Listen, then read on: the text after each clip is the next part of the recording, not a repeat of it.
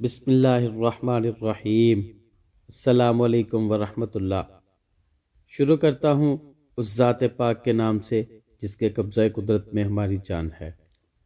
Kamalia Urdu voice کے دوستو، حضور نبی کریم صلی اللہ علیہ وآلہ وسلم کے ساتھ صحابہ کرام رضوان اللہ تعالی عنہم اجمعین کا عشق رسول اتنا عظیم تھا کہ شمع نبوت اور رسالت کے پروانے اپنے پیارے رسول مقبول صلی اللہ علیہ وآلہ وسلم پر اپنی جان چھڑکتے تھے، اور حضور نبی کریم صلی اللہ علیہ وآلہ وسلم پر اپنی جانوں کا نذرانہ دینے سے دریغ نہیں کرتے تھے۔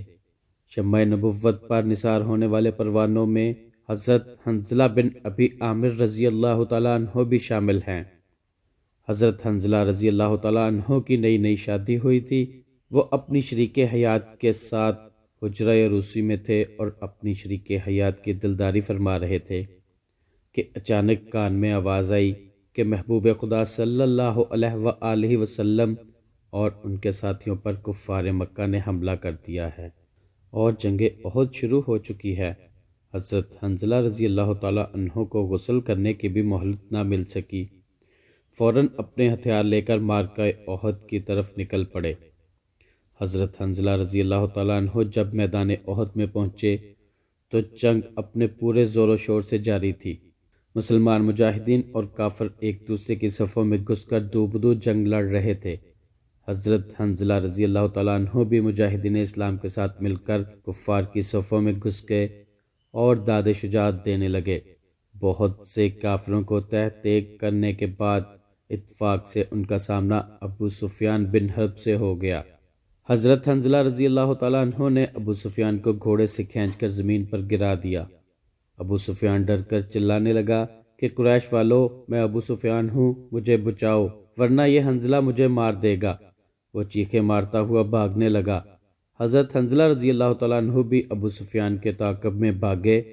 ابو سفیان کی چیخ و پکار سن کر اسود بن شعوب ابو سفیان کی مدد کو آ پہنچا اور اس نے آتے ہی حضرت حنظلہ رضی اللہ تعالیٰ عنہ پر حملہ کر دیا اور بہت زور سے حضرت حنظلہ رضی اللہ تعالیٰ عنہ کو نیزہ مارا جو کہ ان کے سینے کے آر پار ہو گیا اور حضرت حنظلہ رضی اللہ تعالیٰ عنہ شہید ہو گئے۔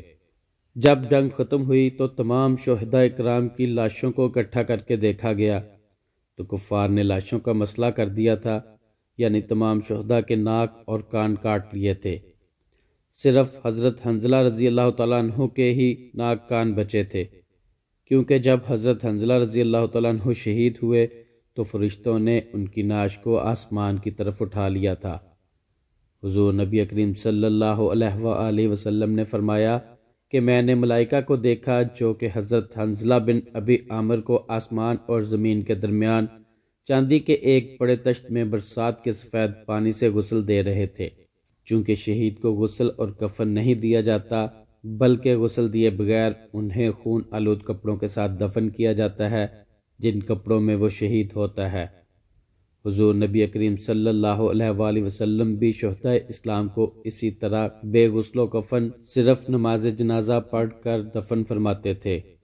حضور نبی کریم صلی اللہ علیہ وآلہ وسلم نے جب حضرت حنظلہ رضی اللہ تعالیٰ عنہ کا فرشتوں کے ہاتھوں غسل دینے کا منظر ملاحظہ فرمانے کا ذکر فرمایا تو ابو اسید السامری نے حضرت حنظلہ بن عامر رضی اللہ تعالیٰ عنہ کی لاش کو جا کر دیکھا تو ایک عجیب منظر ان کا منتظر تھا۔ حضرت حنظلہ رضی اللہ تعالیٰ عنہ کو غسل دیا گیا تھا اور ان کے سر سے پانی کے قطرے ٹپک رہے تھے۔ حضور اکرم صلی اللہ علیہ وآلہ وسلم نے کسی کو بھیج کر حضرت حنظلہ رضی اللہ تعالیٰ عنہ کی بیوی سے دریافت فرمایا تو انہوں نے کہا کہ حضرت حنظلہ رضی اللہ تعالیٰ عنہ میرے پاس سے حالت جنابت میں نکلے تھے۔